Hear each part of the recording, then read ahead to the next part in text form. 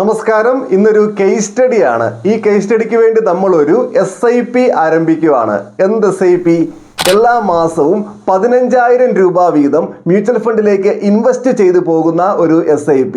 ഈ SIP ആരംഭിക്കാൻ നമ്മുടെ കൂടെ 2 പേര് കൂടി ഉണ്ട് കേട്ടോ. ആരൊക്കെ 2 പേര്? വിക്രമനും മൊയ്തീനും. അപ്പോൾ അതിനു മുമ്പ് ഒരു കാര്യം പറഞ്ഞോട്ടെ.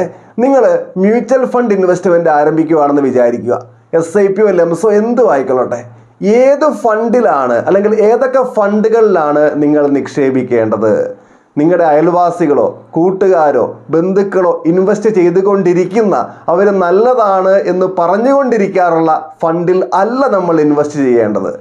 ഏതെങ്കിലുമൊക്കെ പ്രൊമോഷൻ വീഡിയോകളിൽ ഇതാണ് ഏറ്റവും നല്ല ഫണ്ട് എന്ന് പറയുന്നുണ്ടാവും. അവിടെയുമല്ല നമ്മൾ ഇൻവെസ്റ്റ് ചെയ്യേണ്ടത്. പിന്നെ എവിടെയാണ്?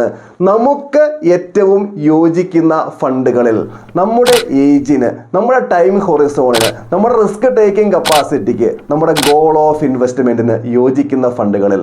അത്തരം ഫണ്ടുകൾ കണ്ടെത്തുന്നതിന് വേണ്ടി തീർച്ചയായിട്ടും ഒരു മ്യൂച്വൽ ഫണ്ട് അഡ്വൈസറെ സമീപിക്കുക. പ്രൊഫഷണൽ ആയിട്ടുള്ള അഡ്വൈസ് എടുക്കുക. ഇൻവെസ്റ്റ്മെന്റ് ആരംഭിക്കുക.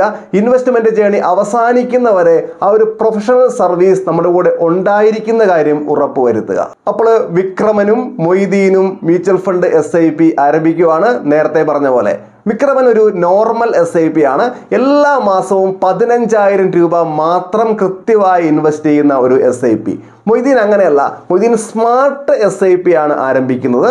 എന്ന് പറഞ്ഞു കഴിഞ്ഞാൽ എല്ലാ വർഷവും SIP എമൗണ്ട് അദ്ദേഹം വർദ്ധിപ്പിക്കുന്നുണ്ട്.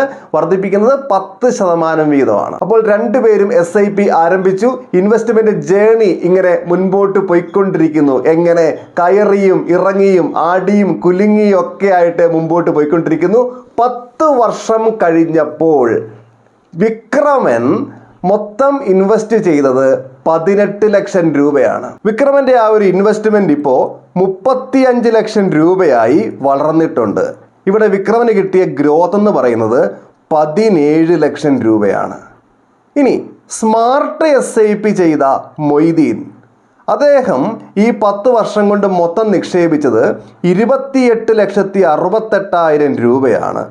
അദ്ദേഹത്തിന്റെ ഇൻവെസ്റ്റ്മെന്റ് 49 ലക്ഷമായി വളർന്നിരിക്കുന്നു. അദ്ദേഹത്തിന് ലഭിച്ച ഗ്രോത്ത് 20,32,000 ആണ്. ഇനി 15 വർഷം പൂർത്തിയായി കഴിഞ്ഞപ്പോൾ നമ്മുടെ വിക്രമൻ മൊത്തം ഇൻവെസ്റ്റ് ചെയ്തത് 27 ലക്ഷം രൂപയാണ്. വിക്രമന്റെ ആ ഒരു ഇൻവെസ്റ്റ്മെന്റ് ഇപ്പോൾ 76 ലക്ഷം രൂപയായി വളർന്നിട്ടുണ്ട്. ഉണ്ടായ ഗ്രോത്ത് എത്രയാ? 49 ലക്ഷമാണ്. മൊയ്തീൻ്റെ കേസ്, മൊയ്തീൻ സ്മാർട്ട് SIP ആണല്ലോ. എല്ലാ വർഷവും 10% വീതം വർദ്ധിപ്പിക്കുന്നു. 57 ലക്ഷം രൂപ മൊത്തം ഇൻവെസ്റ്റ് ചെയ്തിരിക്കുന്നു. മൊയ്തീൻ്റെ ഇൻവെസ്റ്റ്മെന്റ് കോടികൾ കടന്നിരിക്കുക കേട്ടോ. മൊയ്തീൻ്റെ കോർപ്പസ് ഇപ്പോൾ 1,24 ലക്ഷം രൂപയായിട്ടുണ്ട്. എന്ന് പറഞ്ഞു കഴിഞ്ഞാൽ 67 ലക്ഷം രൂപയാണ് മൊയ്തീൻ ലഭിച്ചിരിക്കുന്ന ഗ്രോത്ത്. ഇനി ഇൻവെസ്റ്റ്മെന്റ് ജേണി 20 വർഷത്തിലേക്ക് എത്തുകയാണ്. വിക്രമൻ ഇൻവെസ്റ്റ് ചെയ്ത മൊത്തം തുക 36 ലക്ഷം രൂപയാണ്. അദ്ദേഹവും കോടീശ്വരനായി കേട്ടോ. 1,50,00,000 രൂപയാണ് വിക്രമന്റെ കോർപ്പസ് ഇപ്പോഴുള്ളത്. അദ്ദേഹത്തിനുണ്ടായ ഗ്രോത്ത് 1,14,00,000. ഇനി സ്മാർട്ട് SIP കാരൻ മൊയ്തീൻ മൊത്തം 1,03,00,000 രൂപ ഇൻവെസ്റ്റ് ചെയ്തിരിക്കുന്നു. അദ്ദേഹത്തിന്റെ കോർപ്പസ് ഇപ്പോൾ 2,79,00,000. ഗ്രോത്ത് 1,76,00,000. മുന്നോട്ട് പോവുകയാണ് ഇൻവെസ്റ്റ്മെന്റ് ജേണി. 25 വർഷത്തിലേക്ക് എത്തിയപ്പോഴത്തേനും വിക്രമൻ ഇൻവെസ്റ്റ് ചെയ്ത തുക 45 ലക്ഷം രൂപ. അദ്ദേഹത്തിന്റെ ആ 45 ലക്ഷം രൂപ ഇപ്പോൾ 2,85,00,000 രൂപ ആയിട്ടുണ്ടാവും. അദ്ദേഹത്തിന് കിട്ടിയ ഗ്രോത്ത് 2,40,00,000 ഇനി സ്മാർട്ട് SIP കാരൻ മൊയ്തീൻ്റെ അവസ്ഥ എന്താ? മൊയ്തീൻ 1,77,00,000 രൂപയാണ് ഇൻവെസ്റ്റ് ചെയ്തത്. അദ്ദേഹത്തിന്റെ കോർപ്പസ് ഇപ്പോൾ 6 കോടിയാണ്. പ്രോഫിറ്റ് 4,23,00,000. SIP ഇനിയും മുമ്പോട്ട് നീട്ടിക്കൊണ്ട് പോകാവുന്നതേ ഉള്ളൂ. പോയി കഴിഞ്ഞാൽ എമൗണ്ട് നമ്മുടെ കയ്യിൽ നിൽക്കാതെ വരും. അതുകൊണ്ട് അതിലേക്ക് കടക്കുന്നില്ല.